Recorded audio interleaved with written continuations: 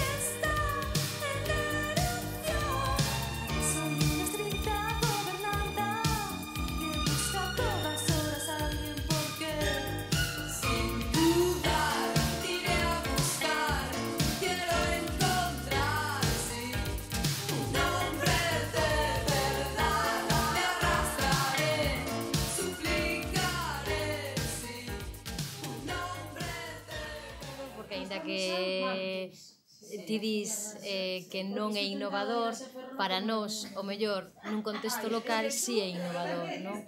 Traballar o xénero desde unha perspectiva lúdica e desde unha perspectiva diferente si nos pareceu superinteresante. Ademais, desde o mundo do teatro, non?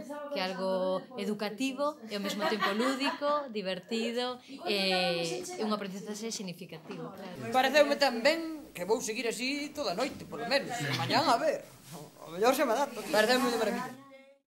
Aprendi moitísimas cousas, disfrutei un mogollón. Antonio. Tamén vou quedar un pouquiño máis. E ao mellor volvo repetir. Ao chegar a casa, ao mellor bótame fora, pero... O mellor fante máis caso agora. Ai, eso espero. Eso espero que me fagan máis caso. Poñer algo de respeto.